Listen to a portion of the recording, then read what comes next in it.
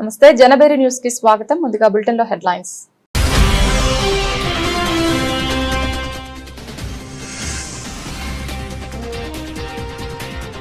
MP MLA bench circle ప్రాంతం పర్యటన.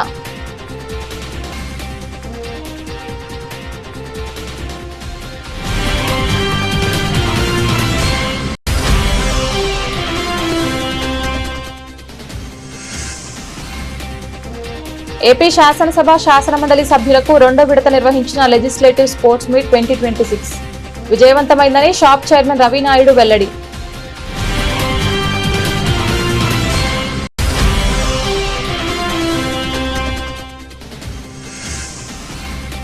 గ్రామ పంచాయతీ కార్మికులు ఎదుర్కొంటున్న సమస్యలను పరిష్కరించాలని సిఐటియు నాయకుడు NCH Srinivas demand.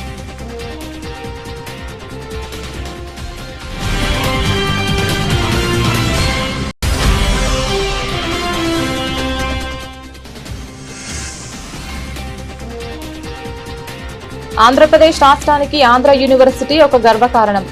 Whip Gannavaram MLA Yarlagadda Venkatrao.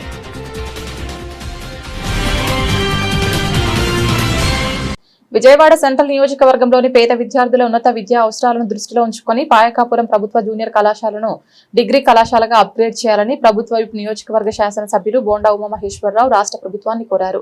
శుక్రవారం ఆంధ్రప్రదేశ్ శాసనసభ సమావేశాల్లో భాగంగా ఆయన ఈ అంశాన్ని సభ దృష్టికి తీసుకువచ్చారు. మంత్రి లోకేష్ పర్యటన, క్షేత్రస్థాయి పరిశీలన. ఇటీవల రాష్ట్ర ఐటీ విద్యాశాఖ మంత్రి నారా లోకేష్, వైద్య ఆరోగ్య శాఖ మంత్రి సత్యకుమార్ యాదవ్ ఆధ్వర్యంలో పాయకాపురం జూనియర్ కళాశాలలో డొక్కా సీతమ్మ మధ్యాహ్న భోజన పథకం ఘనంగా ప్రారంభమైన విషయాన్ని బోండా ఉమా ప్రస్తావించారు. ఆ సమయంలో మంత్రి లోకేష్ స్వయంగా కళాశాల పరిస్థితులను, విద్యార్థుల అవసరాలను గమనించారని ఆయన గుర్తు చేశారు. లోకేష్ గారు మా సెంట్రల్ నియోజకవర్గంలోనే డొక్కా సీతమ్మ గారి పేరు మీద మధ్యాహ్న భోజన పథకాన్ని స్టార్ట్ చేశారు అధ్యక్ష. అది ఒక గవర్నమెంట్ జూనియర్ కాలేజీలో స్టార్ట్ చేశారు అధ్యక్ష. ఈ 2 లక్షల మంది జనాభా ఉన్న ఈ ప్రాంతానికి గవర్నమెంట్ తరఫున ఒక జూనియర్ కాలేజీ మాత్రమే ఉంది అధ్యక్ష. మా రిక్వెస్ట్ ఏంటంటే ప్రజలందరూ కూడా పూర్ పీపుల్, బీపీఎల్ ఫ్యామిలీస్ ఎక్కువ మంది అక్కడ ఉంటున్నారు కాబట్టి దాన్ని అప్గ్రేడ్ చేసి డిగ్రీ కాలేజీగా చేయమని చెప్పి అందరూ కోరుతున్నారు అధ్యక్ష. అది చాలా అవసరం ఉంది. గౌరవ మంత్రివర్యులు నారా లోకేష్ గారికి ఆ రోజు కాలేజీ చూశారు, ఆ రోజు కూడా అక్కడ చెప్పడం జరిగింది. ఈ సభ ద్వారా మొన్న కూడా నేను ప్రస్తావించాను అధ్యక్ష. ఈ సభ ద్వారా అడిగేది ఒక 20 కోట్లు పెడితే అది డిగ్రీ కాలేజ్ అవుతుంది అధ్యక్ష. దాన్ని వెంటనే చేయమని చెప్పి తమరి ద్వారా అడుగుతున్నాం అధ్యక్ష. బెంచ్ సర్కిల్ నుండి పెనమలూరు వరకు రద్దీని దృష్టిలో ఉంచుకొని బెంచ్ సర్కిల్ నుండి పెనమలూరు గోశాల వరకు ఫ్లైఓవర్ ను ఏర్పాటు చేసేందుకు రూపొందించిన ప్రతిపాదనలకు కేంద్ర మంత్రి గడ్కరీ సానుకూలత తెలిపారని ఎంపీ కేశినేని చిన్ని స్పష్టం చేశారు. ఈ ఫ్లైఓవర్ అందుబాటులోకి వస్తే విజయవాడ నుండి మచిలీపట్నం వైపు వెళ్లే ప్రయాణికులకు, స్థానిక ప్రజలకు ట్రాఫిక్ ఇబ్బందులు తొలగిపోతాయని వెల్లడించారు. శుక్రవారం ఎంపీ కేశినేని చిన్ని తూర్పు నియోజకవర్గం ఎమ్మెల్యే గద్దె రామ్మోహన్ సంయుక్తంగా బెంచ్ సర్కిల్ ప్రాంతంలో ప్రజా సమస్యలపై పర్యటించారు. ఈ సందర్భంగా బెంచ్ సర్కిల్ వద్ద ట్రాఫిక్ కష్టాలపై వారు స్పందించారు. విజయవాడలో ట్రాఫిక్ కష్టాలకు చెక్ పెట్టేందుకు కూటమి ప్రభుత్వ ఆధ్వర్యంలో చర్యలు చేపట్టామన్నారు. బెంచ్ సర్కిల్ వద్ద సరికొత్త ఫ్లైఓవర్ ప్రతిపాదనలు కేంద్రం ముందు ఉంచామన్నారు. గతంలో చంద్రబాబు నాయుడు గారు ముఖ్యమంత్రిగా ఉన్న సమయంలో ఇక్కడ డబుల్ ఫ్లైఓవర్ నిర్మించి ట్రాఫిక్ ఇబ్బందులను కొంతవరకు తగ్గించినప్పటికీ రోజురోజుకు పెరుగుతున్న వాహనాల రద్దీతో నగరవాసులు మళ్లీ ఇబ్బందులు ఎదుర్కొంటున్నారన్నారు. ఈ సమస్యకు శాశ్వత పరిష్కారం కోసం చర్యలు చేపట్టామన్నారు. బెంచ్ సర్కిల్ అనేది విజయవాడ నగరానికి ప్రధానమైన కూడలి. 60-70 సంవత్సరాల నుంచి కూడా బెంచ్ సర్కిల్ అంటే ఒక ప్రసిద్ధమైన ప్రాంతం. ఈ ప్రాంతంలో నిత్యం ట్రాఫిక్ వల్ల అనేక మంది ఇబ్బందులు గురవుతున్న సందర్భంలో 2014-19లో ఆనాడు కూడా ముఖ్యమంత్రి కూడా నారా చంద్రబాబు నాయుడు గారి యొక్క ప్రత్యేకమైన కృషితో అందమైన డబుల్ ఫ్లైఓవర్లు ఏర్పాటు చేయడం జరిగింది.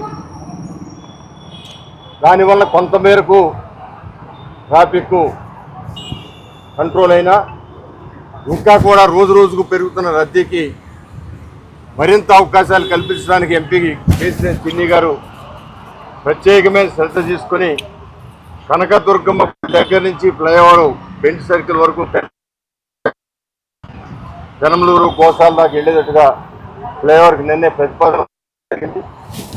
ఓవరాల్గా గడ్కరీ గారు మీరు పంపించండి, శాంక్షన్ చేసే బాధ్యత నేనని ఓకే చెప్పడం జరిగింది. ఏదేమైనా కూడా అధికారికంగా వచ్చేప్పుడే మనం దాన్ని ఉత్సాహంగా చెప్పుకుంటాం. సో ఈ సమయంలో ఇక్కడ లారీ ఓనర్స్ అసోసియేషను, జ్యోతి కన్వెన్షన్ నిత్యం ఫంక్షన్ హాల్స్గా రద్దీగా ఉండే ప్రాంతం. ఆ సమయంలో ట్రాఫిక్ అంతా కూడా చాలా ఇబ్బంది కూడా సందర్భంలో ఈ ఫ్లైఓవర్ కింద వచ్చే దారులు ఏర్పాటు చేసుకోవటం.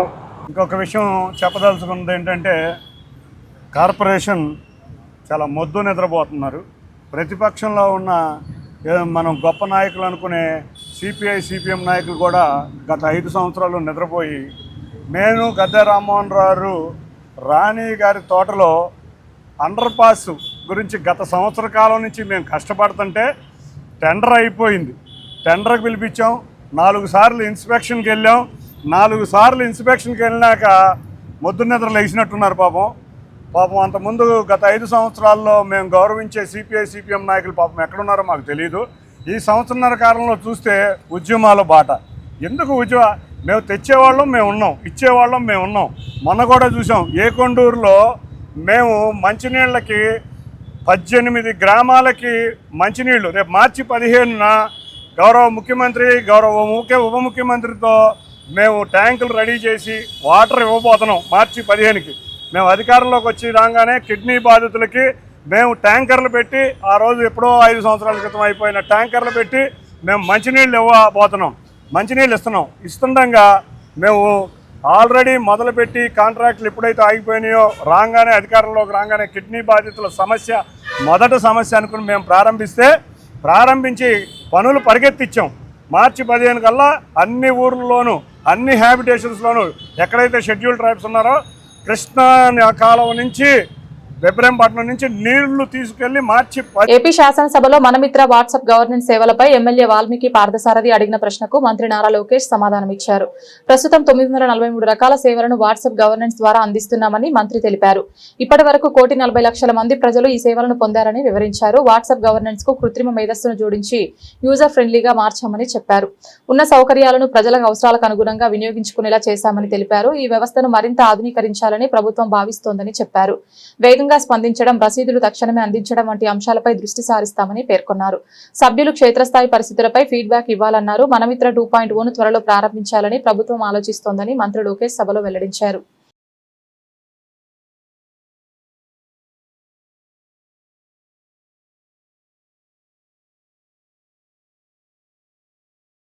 గ్రామ పంచాయతీ కార్మికులు ఎదుర్కొంటున్న సమస్యలను పరిష్కరించాలని సిఐటియు నాయకుడు ఎన్సీహెచ్ శ్రీనివాస్ డిమాండ్ చేశారు. పంచాయతీరాజ్ గ్రామీణాభివృద్ధి శాఖ మంత్రి పవన్ కళ్యాణ్ పై కార్మికులు ఎన్నో ఆశలు పెట్టుకున్నారని, కానీ వారి సమస్యలు పరిష్కారానికి నోచుకోలేదన్నారు. గ్రామ పంచాయతీ కార్మికులకు మున్సిపల్ కార్మికుల తరహాలోనే కనీస వేతనం 21,000 చెల్లించాలని ఆయన కోరారు. గ్రామ పంచాయతీ కార్మికులు ఎదుర్కొంటున్న సమస్యలు పరిష్కరించాలని కోరుతూ సిఐటియు ఆధ్వర్యంలో ధర్నా చౌక్ వద్ద ఆందోళన నిర్వహించారు. ఈ నిరసన కార్యక్రమానికి సిఐటియు నాయకుడు ఎన్సీహెచ్ శ్రీనివాస్ నేతృత్వం వహించారు. ఈ సందర్భంగా ఆయన మాట్లాడుతూ గ్రామ పంచాయతీ కార్మికులకు మున్సిపల్ కార్మికుల తరహాలోనే జీవో నెంబర్ 36 ప్రకారం జీతాలు చెల్లించాలని కోరారు. ఎన్సీహెచ్ శ్రీనివాస్, ఆంధ్రప్రదేశ్ గ్రామ panchayat employees and workers union జిల్లా గౌరవ అధ్యక్షులు. పంచాయతీ కార్మికులు దుర్భరమైన పరిస్థితుల్లో ఈరోజు పనిచేస్తూ ఉన్నారు. గ్రామ పంచాయతీ అభివృద్ధిలో కీలకమైన పాత్ర పోషిస్తూ ఉన్నారు. ఒక పక్కన పారిశుధ్య పనులు, మరో పక్కన మంచినీళ్ళు అందించడం, అలాగే వీధి లైట్లు, మలేరియా నివారణకు సంబంధించినటువంటి అనేక పనులు నిర్వహిస్తూ ఉన్నారు. కానీ వీరి వేతనాలు గోరితకు బెత్తల్లాగా ఉన్నాయి. ఈరోజు 4,000 నుంచి 14,000 రూపాయలు మాత్రం వీళ్ళు వేతనాలు చెల్లిస్తున్నటువంటి పరిస్థితి ఉంది. ఈరోజు కనీస వేతనం 21,000 ఇవ్వాలని సిఐటిగా డిమాండ్ చేస్తూ ఉన్నాం. మున్సిపల్ కార్మికుల్లాగా గ్రామాల్లో పంచాయతీ కార్మికులు పనిచేస్తూ ఉన్నారు కాబట్టి సమాన పనికి సమాన వేతనం ఇవ్వాలి. మున్సిపల్ కార్మికులకు ఇస్తున్నట్లుగా పంచాయతీ కార్మికులకు కూడా కనీస వేతనం ఇవ్వాలని అడుగుతున్నాం. అంతేకాకుండా ఈరోజు పిఎఫ్, ఈఎస్ఐ చట్టబద్ధమైన సౌకర్యాలు అమలు చేయమని చెప్పేసి జీవోలు ఉన్నాయి. 2011లో ఆ జీవోలు అప్పటి పంచాయతీరాజ్ శాఖ మంత్రి బొత్స సత్యనారాయణ గారు సమ్మె చేసిన నేపథ్యంలో ఆయన సర్కులర్లు జారీ చేయించారు. ఈ రోజుకి కూడా ప్రభుత్వాలు మారుతూ ఉన్నాయి, కానీ కార్మికులకు సంబంధించి పిఎఫ్ కానీ ఈఎస్ఐ కానీ చట్టబద్ధమైన సౌకర్యాలు అమలు కానటువంటి పరిస్థితి ఉంది. గత 9 సంవత్సరాలుగా ₹1 కూడా పంచాయతీ కార్మికులకి పెరగనటువంటి పరిస్థితి ఉంది. ఏ రకంగా బతకాలో అర్థం కాని పరిస్థితి. అంతేకాకుండా ఈరోజు గ్రీన్ అంబాసిడర్లకి నెలల తరబడి వేతనాలు పెండింగ్ ఉన్నటువంటి పరిస్థితి ఉంది. వేతనాలు చెల్లించమని అడుగుతా ఉన్నాం. ఈరోజు మన ఉప ముఖ్యమంత్రి గారు అలాగే పంచాయతీరాజ్ గ్రామీణాభివృద్ధి శాఖ పవన్ కళ్యాణ్ గారు ఈరోజు పంచాయతీ కార్మికుల యొక్క జీవన ప్రమాణాలు లేకపోతే జీవన పరిస్థితులు మారుస్తారని అనుకున్నాం.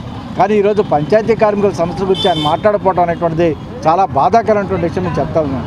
ఈరోజు ఇప్పటికైనా సరే అసెంబ్లీ సమావేశాలు జరుగుతున్న నేపథ్యంలో పంచాయతీ కార్మికులు కనీస వేతనం 21,000 నిర్ణయించాలని డిమాండ్ చేస్తూ ఉన్నాం. పిఎఫ్, ఈఎస్ఐ చట్టబద్ధ సౌకర్యాలు అమలు చేయమని అడుగుతున్నాం.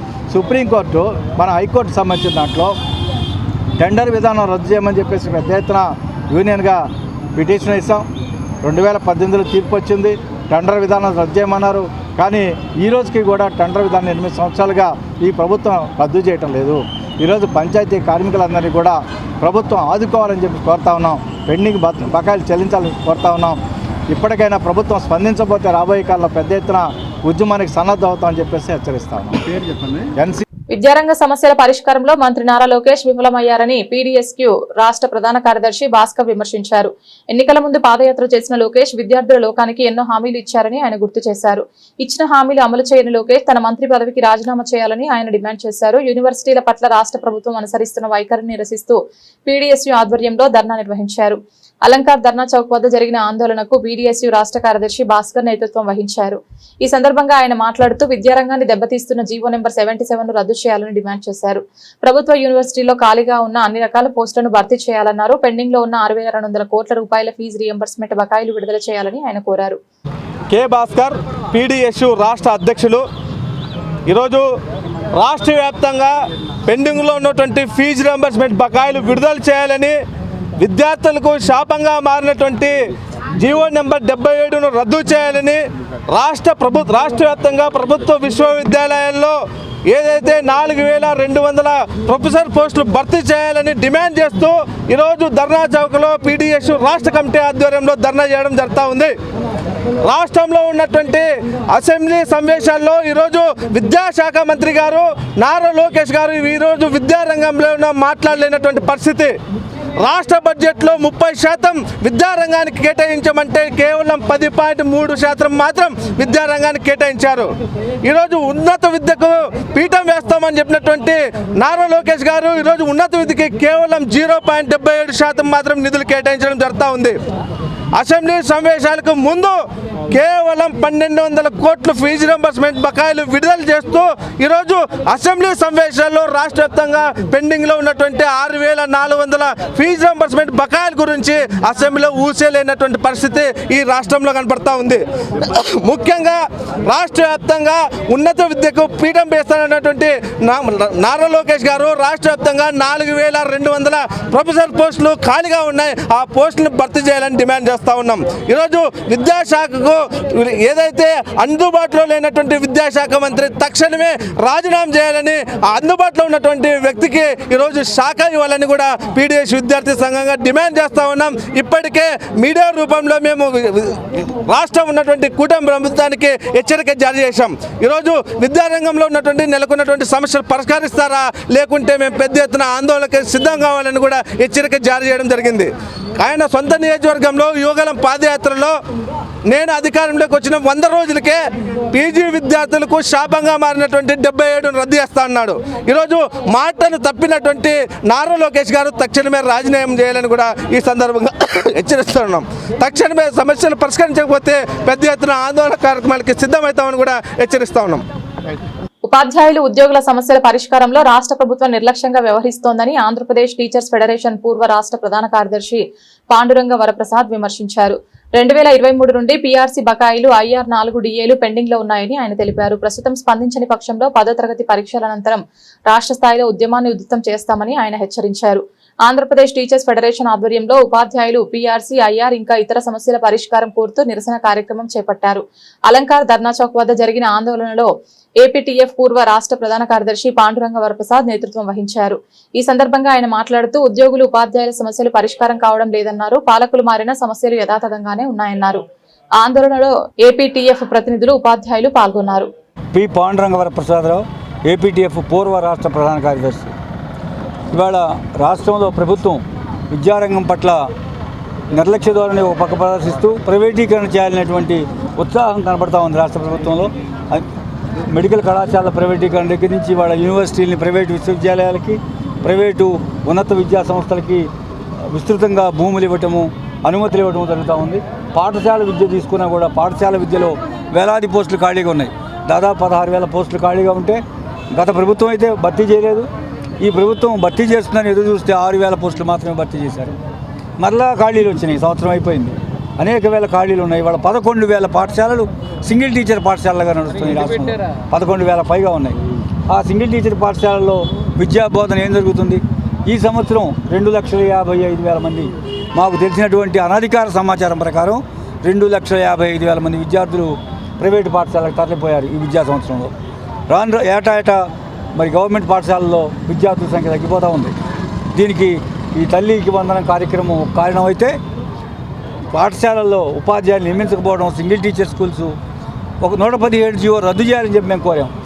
6-7 తరగతులతో పాటు 3-4-5 కూడా హై స్కూల్లో కలిస్తే దాన్ని రద్దు చేశారు. కానీ 1వ తరగతి నుంచి తీసుకెళ్ళి హై స్కూల్లో పెట్టిన పరిస్థితి ఉంది. దానివల్ల కూడా వాళ్ళ పాఠశాలల స్ట్రెంగ్త్ తగ్గిపోయింది. అనేక రకమైన ప్రయోగాలు చేస్తూ ఉన్నారు. ఈరోజే పేపర్లో వచ్చింది, 9th క్లాస్ వాళ్ళకి పాఠాలు చెప్పడం ఆపేసి పరీక్షలు పెట్టేయండి. ఒక నెల ముందే సెలవులకు ముందే 10th క్లాస్ బోధిస్తాం 9th క్లాస్ వాళ్ళకని. అవి 3 సబ్జెక్టేనంట. లాంగ్వేజెస్ జూన్ నుంచి చెబుతాం, ఈ సబ్జెక్ట్సే ఇంపార్టెంట్ అంటే ఈ సబ్జెక్ట్సే ఇంపార్టెంట్ అని ప్రభుత్వమే చెబుతూ ఉంటే ఆ మిగిలిన సబ్జెక్ట్స్ పిల్లలు నేర్చుకునేటువంటి ఆసక్తి తగ్గిపోద్ది. సామాజిక శాస్త్రాలు, భాషల పట్ల ప్రభుత్వం ఈ విధంగా ప్రభుత్వమే ప్రకటించడం, అధికారులు ప్రకటించడం చాలా దారుణమైన విషయం. ఇది శాస్త్రీయమైనటువంటి విద్యా విధానం కాదు. దేశాభివృద్ధికి, విద్యార్థుల అభివృద్ధికి తోడ్పడేటువంటి విద్యా విధానం కాదు. బట్టి పట్టే విధానం తప్పని అందరూ చెబుతున్నారు దేశవ్యాప్తంగా, ప్రపంచవ్యాప్తంగా. కానీ వాళ్ళ బట్టి పట్టే కార్యక్రమం 120 రోజుల ప్రోగ్రాం పెట్టారు. 220 రోజులు వర్కింగ్ డేస్ ఉంటే 100 రోజులు చదివించే కార్యక్రమం పెడితే పాఠాలన్నీ 120 రోజుల్లో పూర్తి చేయాల్సిన పరిస్థితుల్లో ఏపీ శాసనసభ శాసన మండలి సభ్యులకు 2వ విడత నిర్వహించిన లెజిస్లేటివ్ స్పోర్ట్స్ మీట్ 2026 విజయవంతమైందని షాప్ చైర్మన్ రవి నాయుడు వెల్లడించారు. క్రీడలపై ఆసక్తి కలిగించేలా ఏర్పాటు చేసిన స్పోర్ట్స్ మీట్ పై వైసీపీ సోషల్ మీడియా విషం చిమ్మిందని ఆగ్రహం వ్యక్తం చేశారు. వచ్చే ఏడాది ఇంకా గొప్పగా పోటీలు నిర్వహిస్తామని స్పష్టం చేశారు. మంత్రులు, ఎమ్మెల్యేలు ప్రొఫెషనల్ క్రీడాకారులు ఆడాలని చెప్పారు. AP shop chairman Ravi Naidu ఆధ్వర్యంలో ఇందిరాగాంధీ స్టేడియంలో శుక్రవారం మీడియా సమావేశం జరిగింది. ఈ సమావేశంలో ఆయన మాట్లాడుతూ కూటమి ప్రభుత్వం క్రీడలకు అత్యంత ప్రాధాన్యత ఇస్తుందన్నారు. నేపథ్యంలో క్రీడలపై యువతకు ఆసక్తిని కలిగించేలా నిర్వహించిన ఏపీ లెజిస్లేటివ్ స్పోర్ట్స్ మీట్ 2026 విజయవంతమైందన్నారు. శాసనసభ్యులు, శాసన మండలి సభ్యులు ప్రొఫెషనల్ క్రీడాకారుల పోటీ పడి ఆడారన్నారు. ఈ ఆటల పోటీలో గెలుపొందిన వారికి మార్చి 6న బహుమతులు అందజేస్తామన్నారు. ఎలక్ట్రానిక్ అండ్ ప్రింట్ మీడియా వారికి హృదయపూర్వకంగా కృతజ్ఞతలు కూడా తెలియజేసుకుంటున్నాను. ఆంధ్రప్రదేశ్ శాసనసభ శాసన మండలికి సంబంధించిన 2వ విడత అంటే 25లో నిర్వహించాం. ఈ 26వ సంవత్సరం ఏదైతే తలపెట్టామో 3 రోజులు ఊహించిన విధంగా సక్సెస్ అయింది. దానికి మీ సపోర్టు ఎంత చేయాలో దానికి మించి చేశారు. క్రీడలకు మీ మీదున్న ప్రేమను, అభిమానాన్ని మరొకసారి మీడియా మిత్రులు చూపించారు. హృదయపూర్వకంగా ఎలక్ట్రానిక్ అండ్ ప్రింట్ మీడియా వారికి కృతజ్ఞతలు కూడా తెలియజేసుకుంటున్నాం. ఎందుకంటే నేను చూస్తున్నాను ఫీల్డ్లో ఆడిన ప్రతి దాన్ని ప్రజలకు చూపించాలి, క్రీడా రంగాన్ని ప్రోత్సహించాలి. శాసనసభ్యులు అంటే మళ్ళీ వాళ్ళ ఇండ్లకి వెళ్ళడం లేదు, మళ్ళీ ఆడిచ్చారు. 2025లో ఇన్వాల్వ్ అయిన తర్వాత మీరు చూస్తే ఆత్రేయపురంలో వాటర్ గేమ్స్ చూడండి, బోటింగ్ కావచ్చు, డ్రాగన్ బోట్ కానీ, పెడల్ బోట్ కానీ అద్భుతంగా నిర్వహించారు ఆ ఎమ్మెల్యే గారు. మచిలీపట్నంలో కొల్లి రవీంద్ర గారు బీచ్ గేమ్స్ బ్రహ్మాండంగా నిర్వహించారు. చీరాలలో ఒకసారి ఎమ్మెల్యే గారు చూడండి, చీరాల ఎమ్మెల్యే గారు బ్రహ్మాండంగా బీచ్ గేమ్స్ నిర్వహించారు. పల్నాడు ప్రాంతంలో, రాయలసీమ ప్రాంతంలో ముఖ్యంగా నారా లోకేష్ గారు 2 నెలలు కంటిన్యూగా క్రికెట్ పోటీలు పెట్టారు మంగళగిరిలో, మంగళగిరి ప్రీమియం లీగ్స్ పేరుతో. ఇప్పుడు మళ్ళీ వాలీబాల్కి అక్కడ రెడీ అవుతున్నారు. కాళహస్తిలో, రాజమండ్రిలో బ్యాడ్మింటన్ ఛాంపియన్షిప్ కానీ పోటీ పెడితే ఆదిరెడ్డి వాసు గారు మొత్తం ఎంత ఖర్చు అయిందో ఆ ఖర్చు అంతా ఆదిరెడ్డి వాసు గారు భరించారు. అనంతపురం కానీ, కర్నూలులో కానీ జై నాగేశ్వర రెడ్డి గారు, టీజీ భరత్ గారు, సుభాష్ గారు, ఇలా చెప్పుకుంటూ పోతే ఇక్కడ కేశవన్ చిన్ని గారు, ప్రతి ఒక్కరూ వాళ్ళ పరిధిలో క్రీడా పోటీలు పెడుతున్నారు. అంతకుముందు ఏదైనా క్రీడాకారుడు వస్తే ఏపీ అసెంబ్లీలో ప్రశ్నోత్తరాల సమయంలో ఉత్తరాంధ్ర సుజల స్రవంతి ప్రాజెక్ట్స్ పై అనకాపల్లి ఎమ్మెల్యే కొనతాల రామకృష్ణ ప్రశ్నకు మంత్రి నిమ్మల రామానాయుడు సమాధానమిచ్చారు. గతంలో టీడీపీ అధికారంలో ఉన్నప్పుడు ఈ ప్రాజెక్టు పనులు ప్రారంభించినట్లు తెలిపారు. 8 లక్షల ఎకరాలకు సాగునీరు, 30 లక్షల మందికి తాగునీరు, విశాఖ స్టీల్ ప్లాంట్ కు నీరు సరఫరా చేయడమే లక్ష్యమని వివరించారు. పోలవరం ఎడమ కాలువ ద్వారా నీరు అందించాలనే ఆలోచనతో ప్రాజెక్టు ముందుకు సాగుతోందని మంత్రి చెప్పారు. ప్రస్తుత బడ్జెట్ లో ఫేజ్ 1, ఫేజ్ 2 పనుల కోసం 600 కోట్లు కేటాయించామని తెలిపారు. ఉత్తరాంధ్రలోని మిగతా ప్రాజెక్టులకు కూడా నిధులు కేటాయించామని తెలిపారు. వైసీపీ పాలనలో పోలవరం ఎడమ ప్రధాన కాలువ పనులకు ₹1 కూడా ఖర్చు చేయలేదని ఆరోపించారు. తమ ప్రభుత్వం అధికారంలోకి వచ్చాక 1200 కోట్లు ఖర్చు చేసినట్లు వెల్లడించారు. ఈ ఏడాదిలోనే ఎడమ కాలువ పనులు పూర్తి చేస్తామని మంత్రి నిమ్మల రామానాయుడు స్పష్టం చేశారు. ఉత్తరాంధ్ర సుజల స్రవంతి ఆ రోజు 2014, 2019 గౌరవ ముఖ్యమంత్రి నారా చంద్రబాబు నాయుడు గారు ఉత్తరాంధ్ర శ్రీకాకుళం, విజయనగరం, విశాఖపట్నం ఉమ్మడి జిల్లాల యొక్క సస్యశ్యామలం చేయాలనే ఉద్దేశంతో ఆ రోజు మరి 8 లక్షల ఎకరాలకు సాగునీరు అందించాలి, 30 లక్షల జనాభాకు త్రాగునీరు అందించాలి, విశాఖపట్నంకి డ్రింకింగ్ వాటర్, అదేవిధంగా స్టీల్ ప్లాంట్తో సహా పారిశ్రామిక అవసరాలు తీర్చాలనే ఉద్దేశంతో 63.20 టీఎంసీల సామర్థ్యంతో ఈ ఉత్తరాంధ్ర సుజల స్రవంతికి ఆ రోజు చంద్రబాబు నాయుడు గారు 14-19లో శ్రీకారం చుట్టినటువంటి పరిస్థితి అధ్యక్ష. ఈ ఉత్తరాంధ్ర సుజల స్రవంతి ఈ Polavaram left main canal 162 kilometre నుండి ప్రారంభమై 23.2 కిలోమీటర్ల గ్రావిటీ కెనాల్ తోటి, అదేవిధంగా పాపాయిపాలెం లిఫ్ట్ నుంచి 101.57 కిలోమీటర్లు మెయిన్ కెనాల్ ఫ్లో అయ్యి గడిగెడ్డ రిజర్వాయరు సర్ఫ్లెస్ కోర్సులోకి ఈ యొక్క నీరంతా కూడా తరలించబడుతుంది అధ్యక్ష. అక్కడి నుంచి అది చంపావతి నదిలో కూడా మెడ్జ్ అవుతుంది అధ్యక్ష.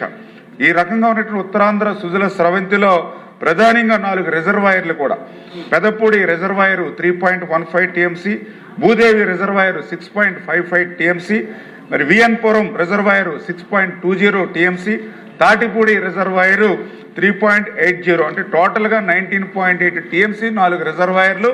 అదేవిధంగా ఈ మెయిన్ కెనాల్ తోటి ఈ యొక్క ఉత్తరాంధ్ర సుజల స్రవంతి రూపకల్పన జరిగింది అధ్యక్ష. ఆంధ్రప్రదేశ్ రాష్ట్రానికి ఆంధ్ర యూనివర్సిటీ ఒక గర్వకారణమని ఏపీ ప్రభుత్వ విప్ గన్నవరం నియోజకవర్గ శాసనసభ్యులు యార్లగడ్డ వెంకట్రావు అన్నారు. శాసనసభలో శుక్రవారం ఆయన మాట్లాడుతూ 1923లో స్థాపించబడిన ఆంధ్ర బ్యాంకు వేరే బ్యాంకులో విలీనమై తన పేరును కోల్పోయిందని ఆవేదన వ్యక్తం చేశారు. ప్రస్తుతం మన రాష్ట్రానికి ఆంధ్ర అనే పేరు మీద గర్వకారణంగా మిగిలింది కేవలం ఆంధ్ర యూనివర్సిటీ ఒకటేనని ఆయన పేర్కొన్నారు. అందుకే ఈ చారిత్రాత్మక విశ్వవిద్యాలయానికి భారీగా నిధులు కేటాయించి మరింత బలోపేతం చేయాలని మంత్రి నారా లోకేష్ ను కోరారు. అనంతరం మంత్రి నారా లోకేష్ మాట్లాడుతూ గత 5 ఏళ్ల పాలనలో ఆంధ్ర యూనివర్సిటీని వైకాపా పార్టీ కార్యాలయంగా మార్చడం వల్ల దాని ప్రతిష్ట మసకబారిందని విమర్శించారు. ఫలితంగా 2019లో 29వ స్థానంలో ఉన్న NIRF ర్యాంకింగ్ 2023 నాటికి 76వ స్థానానికి పడిపోయిందని వివరించారు.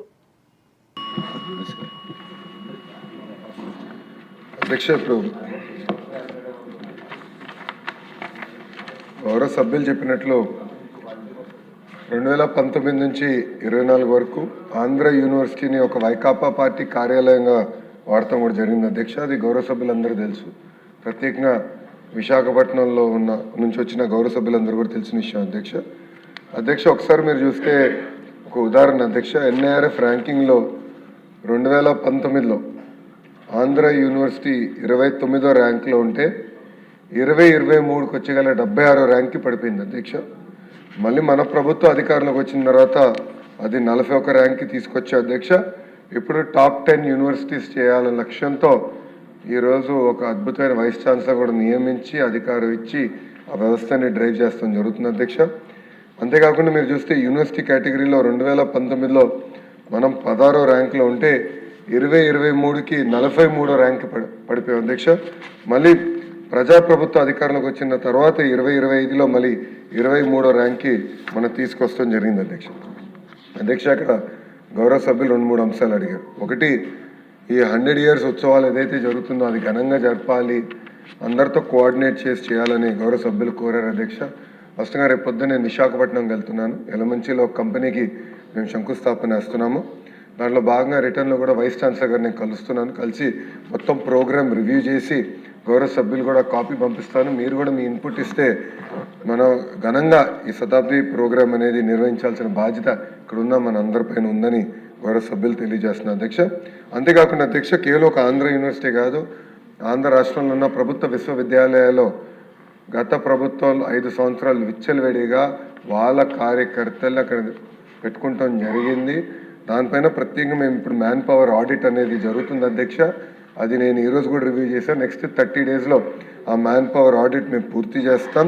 దాని తర్వాత కఠినమైన నిర్ణయాలు చర్యలు కూడా తీసుకుంటామని గౌరవ సభ్యులు తెలియజేస్తున్నాం.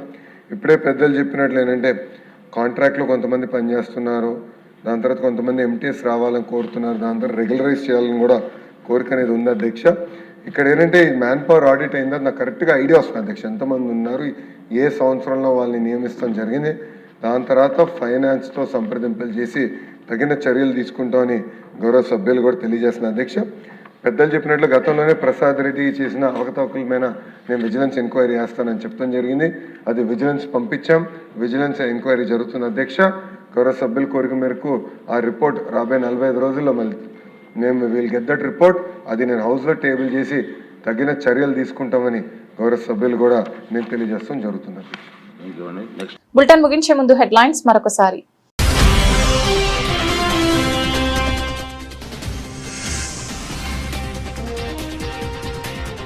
ఎంపీ ఎమ్మెల్యే బెంచ్ సర్కిల్ ప్రాంతం పర్యటన.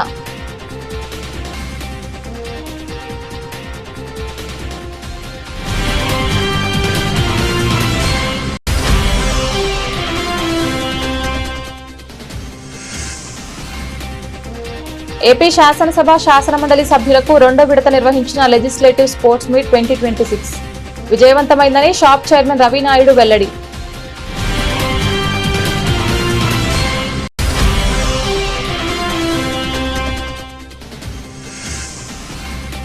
గ్రామ పంచాయతీ కార్మికులు ఎదుర్కొంటున్న సమస్యలను పరిష్కరించాలని సిఐటియు నాయకుడు ఎన్సీహెచ్ శ్రీనివాస్ డిమాండ్.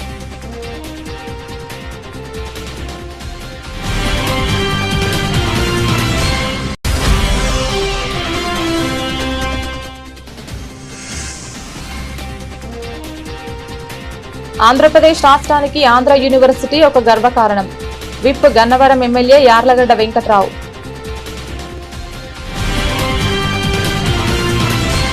ఇది ఇవాల్టి బులెటిన్. తిరిగి మరొక బులెటిన్ లో మళ్ళీ కలుద్దాం. అంతవరకు సెలవు. నమస్కారం.